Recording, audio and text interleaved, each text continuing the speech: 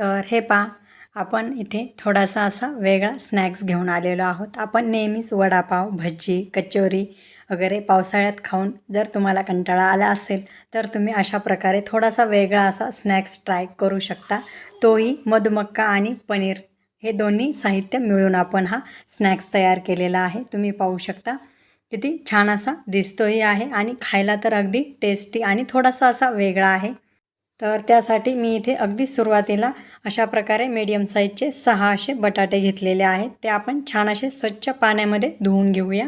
तर सुरुवातीला आपण इथे बटाटे उकडून घेणार आहोत। त्यासाठी मी इथे पाणी ठेवलेलं होतं आणि त्यामध्ये आपण बटाटे ॲड करून घेणार आहोत।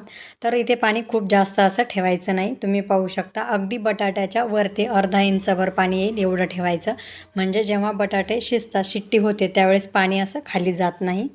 तर त्यासाठी आपण इथे काही साहित्य घेतलेलं आहे। आपण इथे साहित्य पाहिलं तर व्हिडिओ खूप लॉंग होतो, त्यामुळे मी सर्व साहित्य डिस्क्रिप्शन बॉक्समध्ये देत आहे। तर हे पहा, आपले इथे बटाटे अगदी छान असे उकडून अगदी 6 ते 7 अशा शिट्ट्या घेतलेल्या आहेत। अगदी सॉफ्ट असे शिजले हवे आहेत आपल्याला बटाटे। त्यानंतर मी इथे 6 बटाटे घेतले आहेत। त्यासाठी मी इथे 6 असे ब्रेड घेतलेले आहेत, तुम्ही पाहू शकता। तर आपण इथे बटाटे पूर्णपणे थंड करून घ्यायचे आहेत। तर हे पहा, मी अशा प्रकारे किसणी घेतलेली आहे, अगदी मोठे असे धाव असलेली, आणि त्याने आपण बटाटे स्मॅश करून घेणार आहोत। तर इथे तुम्ही स्मॅशरने स्मॅश करून घेऊ शकता, पण किसणीने अशा प्रकारे आपण किसून घेतल्यामुळे अगदी छान स्मूथ असे आपल्याला बटाटे आपले मिळून जातात। तर हे पहा, माझे इथे बटाटे अगदी छान असे किसून झालेले आहेत। तर मी इथे त्यामध्ये हाफ कप एवढी शिमला मिरची ॲड करत आहे।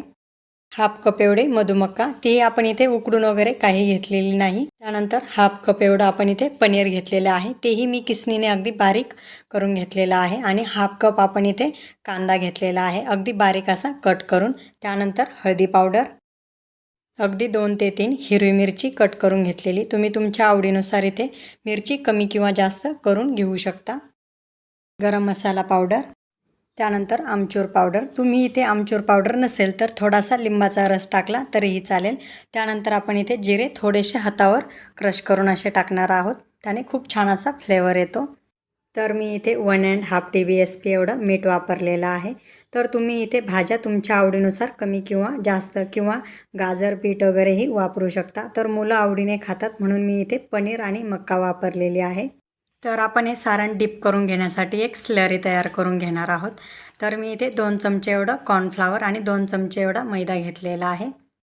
त्यानंतर मी इथे अगदी थोडं थोडं पाणी ॲड करत जाणार आहे आणि अगदी छान अशी याची स्लरी आपण तयार करून घेऊया। मी तुम्हाला तयार झाल्यानंतर अशा प्रकारे कन्सिस्टन्सी दाखवणारच आहे। तर हे पहा, अगदी हलक्या हाताने आपण छान असं मिक्स करून घेऊया। तर हे पहा, आपल्याला या स्लरीची म्हणजे बॉलला छान अशी कोटिंग याची बसली जाते। तर हे पहा, आपण इथे ब्रेड क्रम्स बनवून घेणार आहोत। त्यासाठी मी इथे चाकूच्या सहाय्याने अशा प्रकारे ब्रेडच्या पूर्ण साईड काढून घेतलेल्या आहेत आणि आपल्याला इथे फक्त पांढरा भाग घ्यायचा आहे। पांढरा भाग घेतल्यामुळे आपले बॉल खूप जास्त असा गोल्डन कलर येणार नाही। तर हे पहा, आपण याची छान अशी पावडर तयार करून घेऊया। तर तुम्ही आपलं हे मिश्रणही पाहू शकता, अगदी छान असं झालेलं आहे। थोडंसं पातळ झालं तर तुम्ही ब्रेडऐवजी, अख्ख्या ब्रेडऐवजी अशा साईडच्या स्लाइस ज्या निघलेल्या आहेत त्याही मिक्सरमध्ये फिरून घेऊन अशा यामध्ये ॲड करून घेऊ शकता। तर हे पहा, आपल्या इथे ब्रेड क्रम्स अगदी छान असे तयार आहेत, तुम्ही पाहू शकता। हे पहा, तुमच्याकडे जर सुकलेले ब्रेड असतील आणि त्याचे क्रम्स तयार केले तर खूप छान असा क्रंची आपला बॉल तयार होतो। तर अशा प्रकारे आपण अगदी थोडं थोडं सारण घ्यायचं आहे आणि अगदी छान असा बॉल याचा वळून घ्यायचा आहे, तुम्ही पाहू शकता। त्यानंतर आपण अशा प्रकारे स्लरीमध्ये बॉल टाकून घ्यायचा आहे आणि छान असा डिप करून घ्यायचा आहे। तर हे पहा, आपण हा बॉल अगदी छान हलक्या हाताने असा ब्रेड क्रम्समध्ये टाकून घेणार आहोत आणि वरतून अशा प्रकारे छान घोळून घ्यायचा आहे, तुम्ही पाहू शकता। त्यानंतर हातावर घेऊन थोडासा असा टॅप टॅप करून घेतला की पूर्ण क्रम्स हे थोडे चिकटले जातात आणि तेलामध्ये टाकल्यानंतर पूर्ण क्रम्स असे बाहेर निघून जात नाहीत। तर अशा प्रकारे आपण पूर्ण बॉल्स तयार करून घेऊया। तर हे पहा, माझे इथे बॉल्स तयार आहेत। हे बॉल्स खूप जास्त असे बनवून ठेवायचे नाही, थोडेसे झाले की आपण लगेच तळून घेणार आहोत। तर हे पहा, मी इथे गॅसवर कढाईमध्ये तेल ठेवलेलं आहे आणि तेल खूप जास्त असं कडकडीत गरमही करू घ्यायचं नाही किंवा अगदी मीडियम नाही। खूप जास्त कडकडीत गरम केलं तर अगदी पटकन असा बॉलला ब्राऊन कलर येऊन जातो। तर हे पहा, झाऱ्याच्या सहाय्याने आपण तेल टाकून अगदी छान असे आपले बॉल्स तळून घेणार आहोत. जास्तीत जास्त 1 मिनिट लागतो आणि पटकन हे बॉल्स तळले जातात. तर हे पहा, आपले इथे बॉल्स अगदी छान असे तळलेले आहेत. तर आपण हे काढून घेऊया. अगदी गोल्डन ब्राऊन कलर होईपर्यंत आपल्याला हे बॉल्स तळून घ्यायचे आहेत. खूप जास्त असा वेळ तेलामध्ये हे बॉल्स ठेवायचे नाहीत. तर अशाच प्रकारे आपण राहिलेले बॉल्स तळून घेऊया. तुम्हाला जर अगदी 20 मिनिटामध्ये होणारी ही स्नॅक्सची रेसिपी आवडली असेल तर तुम्ही तुमच्या फ्रेंड सर्कलमध्ये या रेसिपीची लिंक नक्की शेअर करा.